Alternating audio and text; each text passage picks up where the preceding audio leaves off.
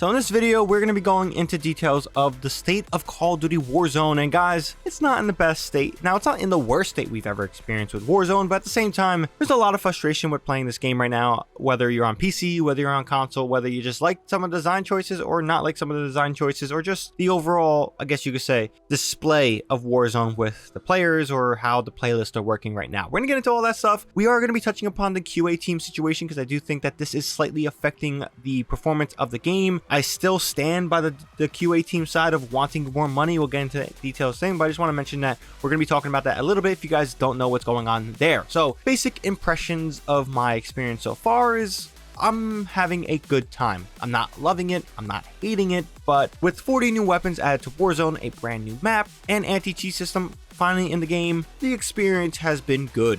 Now, there are a lot of things I need to fix regarding some of the weapon tuning and grinding stuff, and, you know, maybe being a little bit more transparent of how Ricochet is working as intended or not intended. Like, let's be honest, guys, we're all curious. I don't think I've ran into cheaters ever since it's been implemented, but I kind of don't know, and I've kind of not been willing to check because, I don't know, it's just been weird. And then the new map, it's good, but also awful. And the reason for that is some of the vertical gameplay that can be occurring. It can get very vertical at certain times, specifically in the middle of the map. And again, I wasn't against vertical gameplay in Verdansk, but I felt like it had its points and you knew where people were in these situations with some of the just plenty of vertical places you can get in this game. Right now, maybe it changes later, but right now it's really hard to predict where people are. And yeah, that can lead to frustrating times. But let's talk about the QA team situation. If you guys are wondering about bugs and stuff like that, wrongfully, the QA team got penalized for wanting more money. They should get more money. They were promised certain things, and just in general, nobody should not be living on a living wage. Like, you should be having enough money to cover your family, your rent, expenses, stuff like that. And I think it's their right to be asking for more money, especially if it was promised from Activision. And what happened was they got a notification that they were getting laid off in January, and that has been very detrimental to just the whole Activision situation. Again, there's a lot of shit with Activision going on, and the fact that these guys are being, I guess you could say, cut loose after wanting more money, and then you look at the CEO who makes a shit ton of money. It's kind of disgusting, and I stand by the dev team there, the QA team. This guy, Bobby Kochnick, that piece of shit, shouldn't be getting this much money and then laying people off for just wanting a little bit more. So yes, that's where I stand on that. And again, maybe this is some of the reason why the QA team hasn't been able to address certain issues that maybe that you think they could be addressing. I think some of the larger scale stuff in terms of like balancing out and weapon tuning and stuff like that, a QA team can't pick that up really. That type of stuff is needed with large audiences. The team of 70 compared to a community of millions, you can find way more stuff quicker with people of millions. It doesn't you know, say, hey, release a game and fix all the bugs after you release it. No, don't do that. Do what you can, but bugs are always going to be in the game, and the larger the audience, the quicker you can get data and address these different things. So there's that. Now, the map for everybody also just doesn't render in, or doesn't work, or there's issues with topography and, you know, seeing walls or not seeing walls. It's just all over the place. Whether you have a last gen console or next gen console, this seems to be a common, you know, trend amongst those consoles. Now on PC, my hardware, I've been rendering just fine. I haven't noticed any issues or technical things with the map, but a lot of the player base has with consoles, and that's a majority of Call of Duty's player base, Call of Duty Warzone's player base on consoles. So if this doesn't get addressed, frustrating experience for people will definitely not help the game as it stands. And I've been seeing that a lot of people on console have been going to Apex, and I've been playing Apex too recently, like playing it out, and that's a game that works better on all platforms compared to Warzone right now, and that's something that's not healthy for the state of the game on a long-term basis.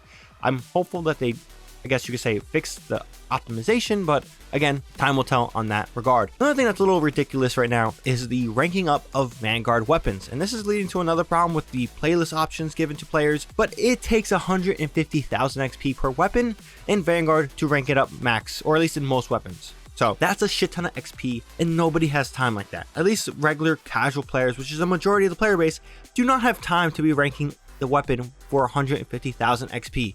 That's ludicrous. Let's at least cut this grind to half, I guess? I don't know. 150 XP is, again, insane. Do something to address that issue. Do something to change that up.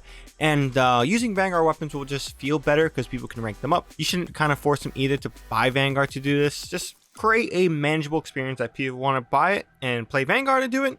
Let them do it. People want to just play Warzone and do it. let them do that. But the next piece is going to be talking about the playlist options, and that's Vanguard Royale. Now, I have no issues with the experience of Vanguard Royale, but the way the whole game is flowing right now and the kind of forcing of Vanguard Royale as the main battle royale experience for players, I'm actually pretty disgusted at this decision. Now, the reason why that's disgusting for me is Warzone has always been labeled as a fully integrative system amongst all Call of Duties that are in there, and that's not what Vanguard is. Vanguard's an isolated experience for the latest game, which is Call of Duty Vanguard, and it completely negates and forgets that there's 2 other Call of Duty games that are in Warzone, and people that have played this game for 2 years cannot use their weapons in the main battle royale mode.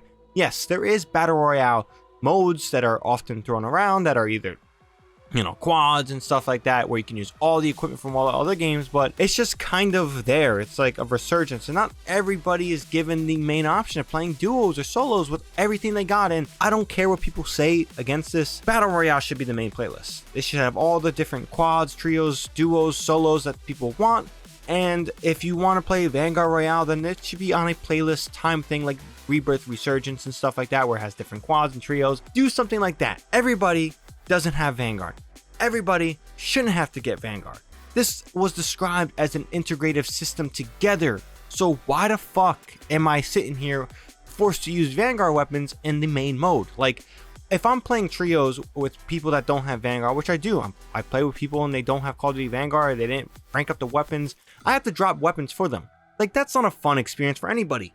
It's like, that's not something that should be occurring. Now, I'm not against it, but again, it messes me up where I gotta play handicap, let's say, because my teammates just don't have Vanguard, or I gotta sacrifice my perks, and that's not an enjoyable experience for the person that has Vanguard and to the people that also don't have Vanguard.